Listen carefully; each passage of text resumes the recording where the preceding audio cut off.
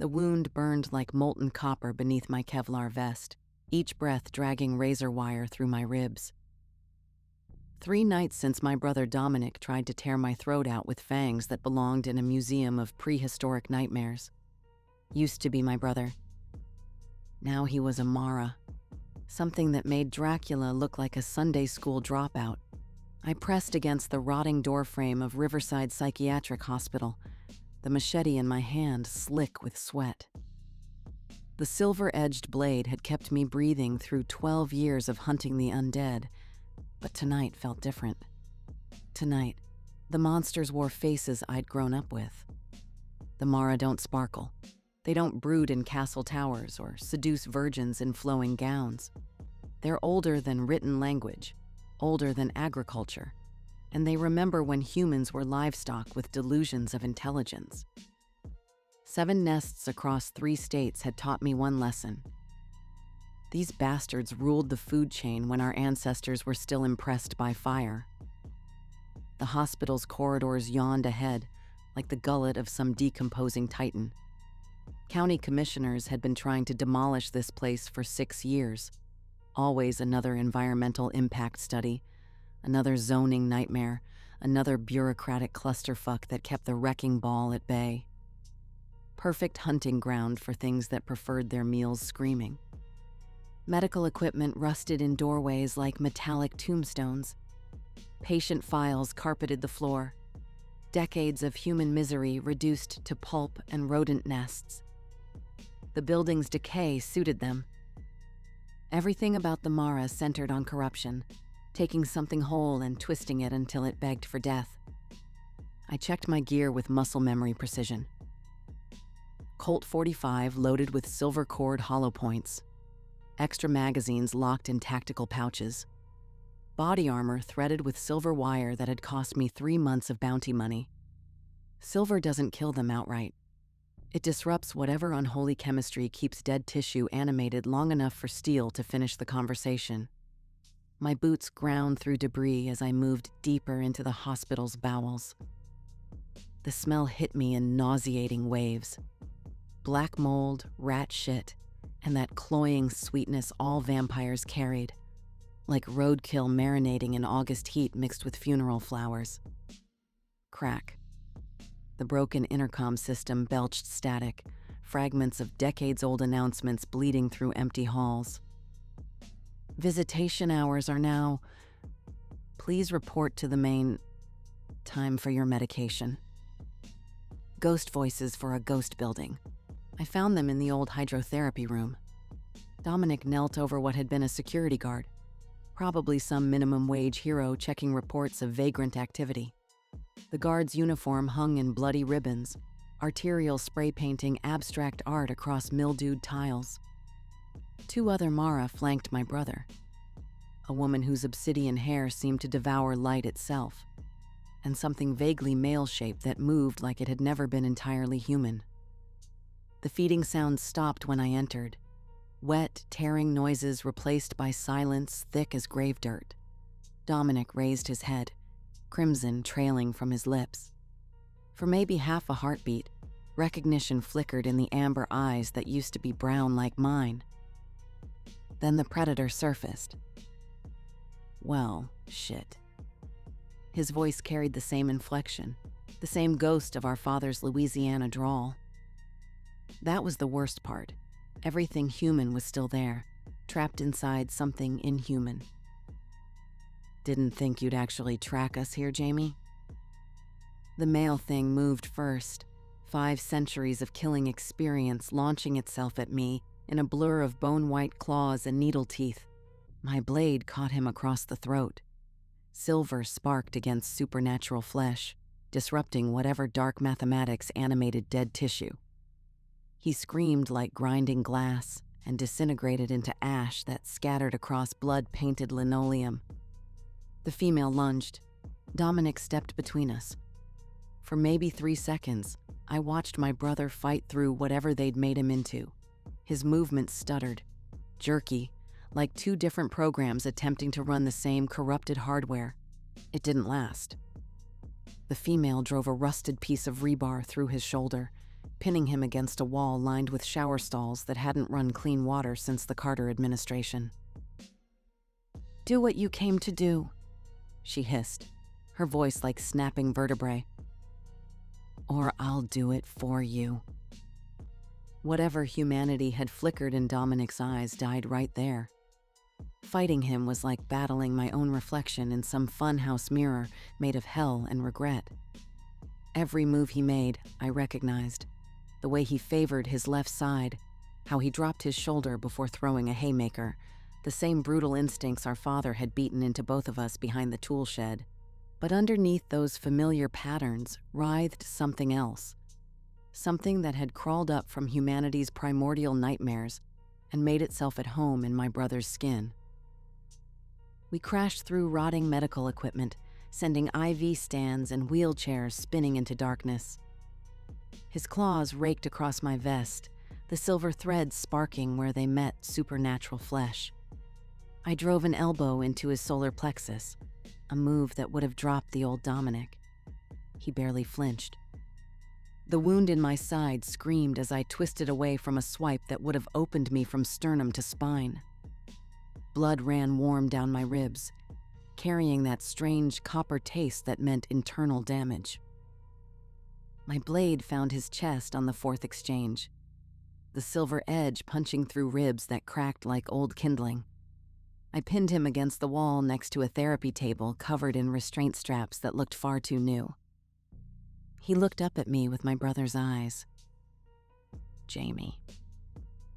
The word was barely a whisper, the human sound struggling past his inhuman anatomy. Blood tears, actual blood, tracked down the cheeks I remembered sunburned from summer baseball games. I tried to fight it. In this line of work, mercy has to be surgical. Hesitate, and you become what you hunt. I drove the blade upward, through his heart, and deep into the wall behind him. Dominic smiled, actually smiled, as the light faded from his eyes. "Good," he whispered. Don't let them make you like me." The silence afterward was thick enough to drown in. I slumped against the wall, my legs finally giving out. 12 years of hunting monsters, and nothing had prepared me for this. Watching my own brother's body crumble to ash and bone fragments, leaving nothing but memories and a copper pendant that gleamed dull in the failing emergency lighting. The pendant was fever warm against my palm. Inside, wrapped around a core of tarnished silver, I found a scrap of vellum covered in symbols that predated Latin.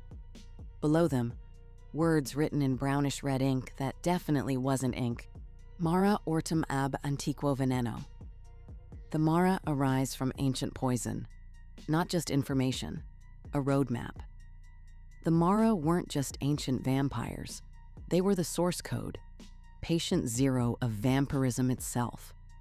According to every legend I'd collected from hunters across 6 continents, every piece of folklore I'd traded blood and bullets for, they were all connected to their maker like malignant cells to a tumor. Kill the source, and the whole network dies. Dominic's final gift wasn't just brotherly love. It was hope wrapped in copper and desperation. I pocketed the pendant and stood, my joints protesting like rusted hinges. The wound in my side had stopped bleeding, but it left behind something else, a cold spot that pulsed in rhythm with my heartbeat. Some fragment of their infection, maybe. Or something worse. Either way, I had work to do. The pendant led me across 3 continents like some unholy compass, growing cold when I strayed from the path and burning when I got close to Mara activity. Prague had been so cold, it left frostbite scars on my palm. Bucharest was warmer, but the newly turned Mara I'd intercepted there had been worth more than gold. Under interrogation, and I use that term loosely since silver wire and pliers do most of the talking, one of them revealed something that made my blood run cold. A gathering. Once every century, the oldest of their kind converged on a location deep in the Carpathian Mountains. Some kind of ritual that kept their unholy bloodline strong, renewed their connection to whatever primordial darkness had birthed them. If I could find them concentrated in one place. The wound in my side ached as I loaded silver cord rounds into fresh magazines, each cartridge blessed with holy water I'd stolen from a monastery outside Budapest. The monks probably would have given it freely if I'd asked, but I've learned that stolen sacred items carry more punch. Part of me wondered if that cold spot in my chest was some kind of supernatural GPS, if some fragment of Dominic was guiding me toward what needed to be done. Probably just scar tissue and survivor's guilt. But in this business, you learn not to dismiss anything that keeps you breathing. The Carpathians rose ahead like the bones of some buried giant, the peaks disappearing into clouds that looked too dark for the season. According to the compass, and the increasingly violent nightmares that had been plaguing my sleep. Tomorrow I'd be among them, hunting the source of every nightmare that had ever crawled out of a grave. I didn't expect to survive. Taking out the original Mara would probably kill every vampire in existence, including anyone carrying fragments of their infection in their bloodstream. That included me, thanks to whatever Dominic had left me with when he died. The cold spot in my chest was spreading. I felt it during the day now, a patch of absolute zero that made my skin numb and my breath fog even in warm weather. Whatever was happening to me, it was accelerating.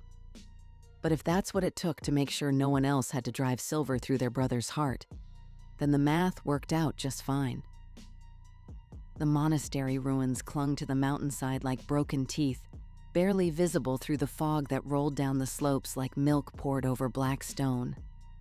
Ancient stonework that had been old when Rome was just another city-state on the boot of Italy.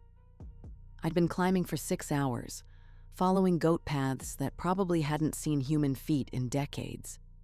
The pendant around my neck had grown so hot it was burning through my shirt, leaving a copper-shaped brand on my chest that matched the cold spot in my ribs. The Mara were here. I could smell them. That cloying sweetness mixed with something else, something that reminded me of ozone and burned hair. The scent of supernatural predators gathered in numbers that nature had never intended. My gear felt inadequate against what I was walking into. Silver-loaded magazines, blessed silver wire, a machete that had tasted monster blood across 3 continents, and body armor that might stop claws but wouldn't do much against the kind of power that had been accumulating for centuries. The ruins opened into a vast courtyard, broken columns reaching toward a sky that had turned the color of old blood. At the center stood a stone altar that looked far older than the monastery around it, carved with weird symbols that hurt my eyes. They were waiting for me. 7 of them arranged in a perfect circle around the altar, each one radiating the kind of presence that made my lizard brain scream run. These weren't the newly turned monsters I'd been hunting for years. These were the originals. The ones who remembered when the world was young and humans were just another form of prey. The one at the altar's head looked almost human, if you could ignore the fact that shadows bent around him like living things, and the air itself seemed to recoil from his presence. When he spoke, his voice carried the weight of millennia. The hunter comes to us at last.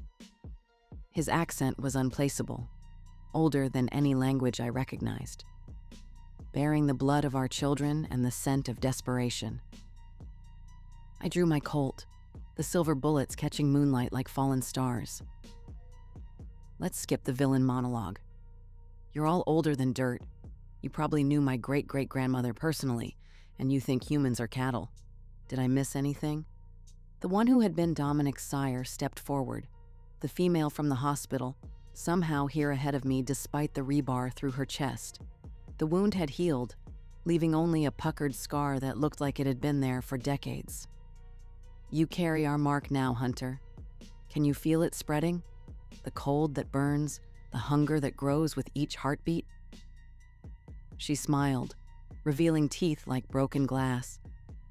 You are already ours. The cold spot in my chest pulsed, and for a moment I felt it. An alien hunger that had nothing to do with food and everything to do with the warmth of living blood. The pendant around my neck burned hotter, fighting off whatever was trying to take root in my soul. Maybe, I said, raising my weapon. But I'm still breathing, which means I still have work to do. The original Mara, the one at the altar, laughed, a sound like wind through bone. You cannot kill us all, little hunter. We are eternal. We are... I put 3 silver cord rounds through his chest before he finished the speech. He staggered, black blood spraying across the ancient stone, but he didn't fall.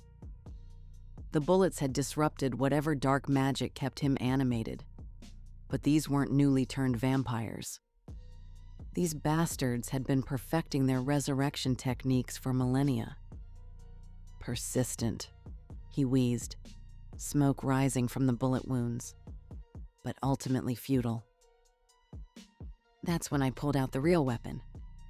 The vial of Dominic's blood had been burning a hole in my jacket pocket for 3 months. His final gift, mixed with holy water and silver shavings, blessed by every priest I could find between here and Louisiana. Not enough to kill them, but enough to disrupt whatever ritual they'd been conducting, and long enough for the charges I'd planted around the courtyard to finish the job. You want to talk about blood? I shattered the vial against the altar, Dominic's blood mixing with centuries of accumulated darkness. Let's talk about blood. The effect was instantaneous. Every Mara in the circle screamed as smoke rose from their skin. The connection between them, that unholy network that had spread vampirism across the world like a virus, began to burn. I felt it too. The cold spot in my chest erupted into fire, whatever infection they'd planted in me rejecting the holy mixture like a body rejecting a transplant. Blood ran from my eyes, my nose, every pore weeping crimson as my body attempted to purge whatever Dominic's death had left me with. But I stayed on my feet long enough to trigger the detonator. The explosion shook the entire mountain, bringing down stone that had stood since before Christ walked the earth.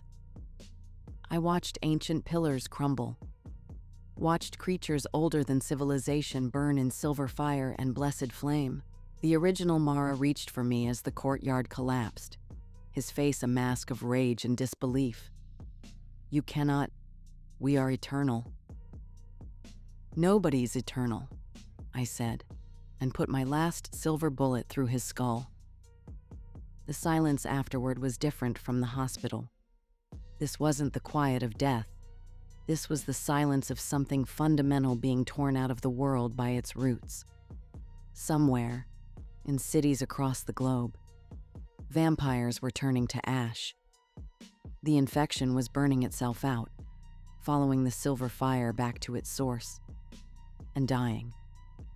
I slumped against a fallen column, my legs finally giving out for the last time. The cold spot in my chest was gone, burned away by Dominic's final gift, but it had taken most of my strength with it. Blood ran warm down my face, my arms pooling in the spaces between the ancient stones. The pendant around my neck had gone dark and cold. Whatever compass it had been, whatever connection it carried to the monster that had been my brother, was finished. I pulled it off and held it up to the moonlight, studying the Latin inscription one last time.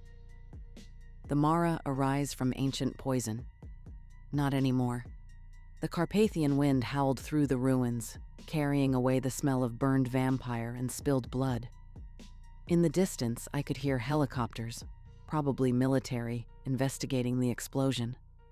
They'd find a collapsed monastery, some burned bones they'd never be able to identify, and one very tired vampire hunter who'd finally run out of monsters to kill. Dominic always said I had a hero complex. Maybe he was right. Or maybe I was just tired of living in a world where evil wore familiar faces and came with Louisiana drawls and memories of teaching me to ride a bike on summer afternoons that felt like they'd happened to someone else. Either way, it was over. The infection was dead, burned out of the world like a fever breaking, No more Mara. No more vampires. No more brothers trying to rip out their siblings' throats in abandoned hospitals. I closed my eyes and listened to the approaching helicopters, wondering if they'd arrest me or just ask a lot of uncomfortable questions about why I was covered in blood in a collapsed monastery in the middle of nowhere. Didn't matter. The world was a little bit safer now, and sometimes that's all the victory you get. The pendant slipped from my fingers and rolled across the ancient stone. Just another piece of copper lost in the ruins of something that should have stayed buried. Somewhere in the distance, church bells were ringing midnight. A new day was coming, and for the first time in 12 years, I wouldn't be spending it hunting monsters.